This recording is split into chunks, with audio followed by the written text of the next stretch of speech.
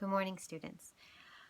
With the forecast being rainy and gross, and with storms going on all day long, I was a bit concerned about the internet access during our Google Hangouts.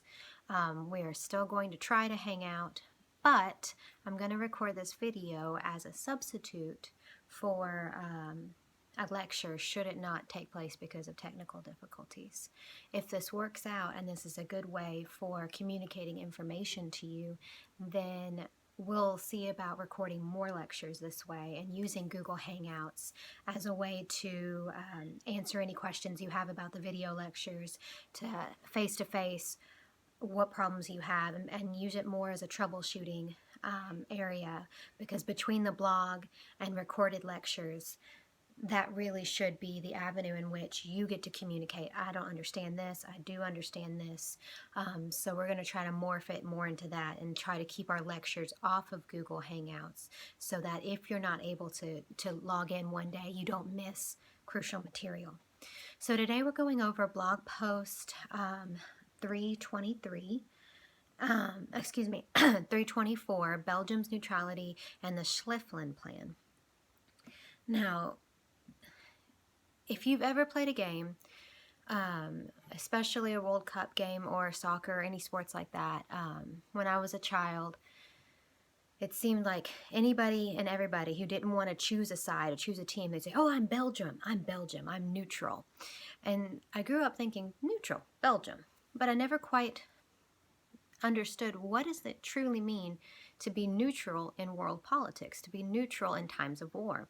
And so that's what we're going to look at today, specifically Belgium's neutrality at the beginning of World War I.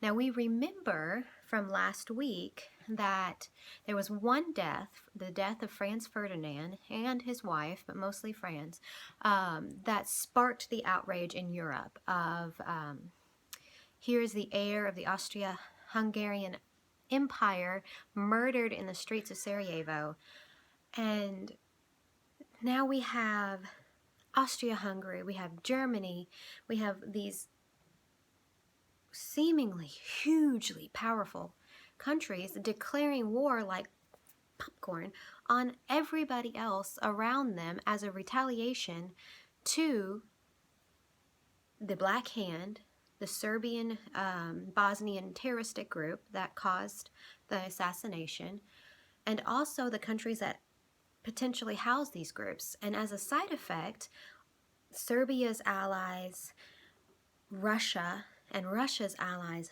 France, all jump into this melee that is the beginning of World War I. And this all happens within a month. So this puts Germany, though not unexpected, in a bit of a pickle. Germany is surrounded by potential enemies at the beginning of World War I. They have France to their eastern border, and then they have Russia and Russia's allies to their western border. And so this creates a problem for Germany because they are potentially going to have to fight a two-front war. They're going to have to fight that way, and they're going to have to fight that way.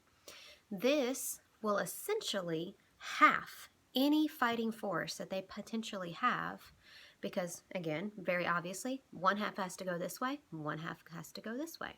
It's not a very effective way to manage your resources or your manpower. And Germany, being very militarily intense, very, very strong in their military and their military minds, decides that the only way to be successful in ending this potential two-front war is to cease immediately the fighting on one of the fronts. Maybe even cease the fighting before it starts. And the quickest way, the easiest way that Germany sees this potential end happening would be to take France out of the equation. Now, tomorrow we're going to look, why on earth are France and Russia allies? What have they ever had to do with each other?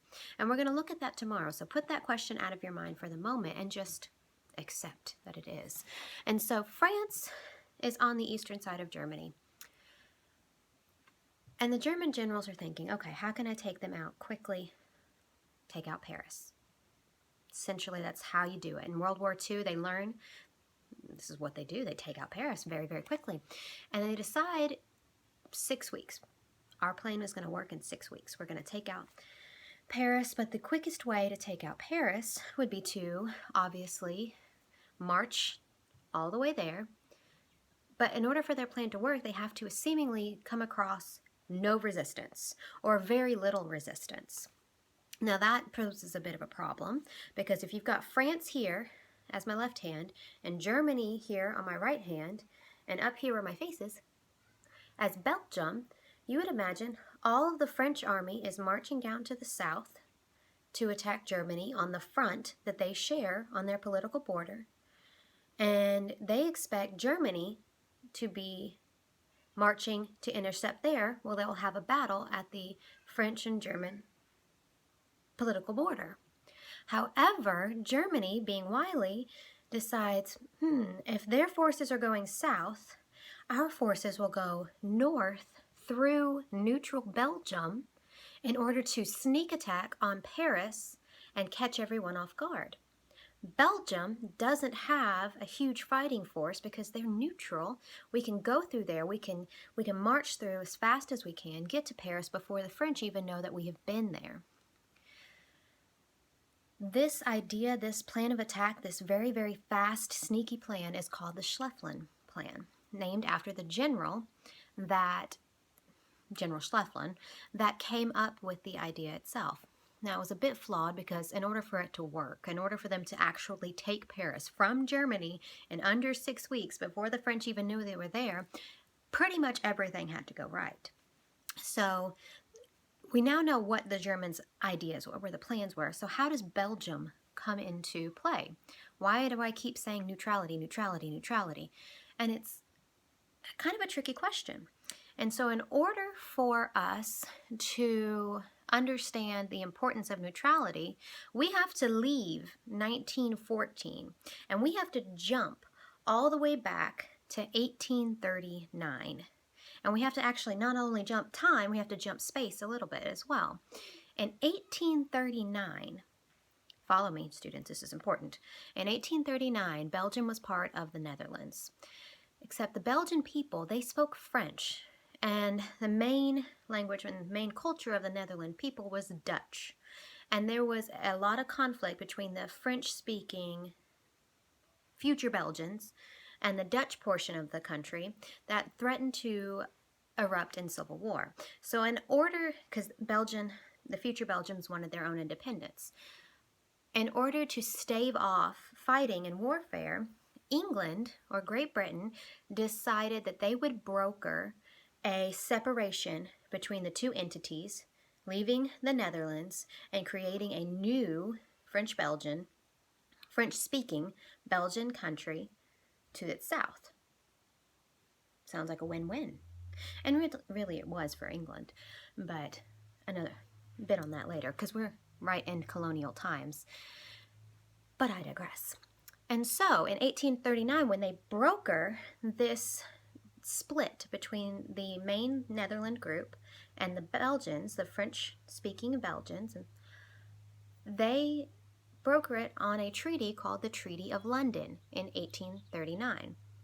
Now, one of the provisos of that treaty was that if Belgium becomes its own country and Great Britain agrees to sort of protect this treaty, protect Belgium's countryhood, then Belgium itself has to remain neutral in all foreign wars and conflicts, meaning they are not allowed to take a side or to fight on behalf of another country or in allyship of another country.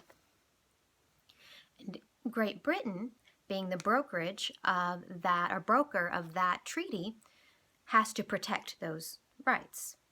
So that's in 1839. Fast forward 75 years, and we're back in 1914.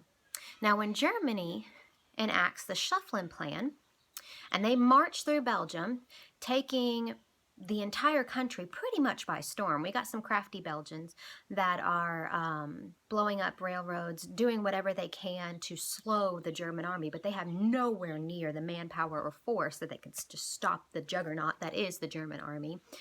as Germany is taking Belgium, they take it, and after having previously declared war on it, Great Britain is forced with a conundrum. Now, we brokered this treaty 75 years ago that said if Belgium is not allowed to be neutral in a foreign war, which they're not because they're being occupied and attacked by a foreign army, then it is our duty as the brokerage of this treaty to come to their aid. Diplomatically, we have to come to their aid. There's no way out of it. And so while Great Britain was formally not in World War I before Belgium was attacked, they are left with no choice. It is what we have to do. So, with that being the case, Great Britain enters into World War I and declares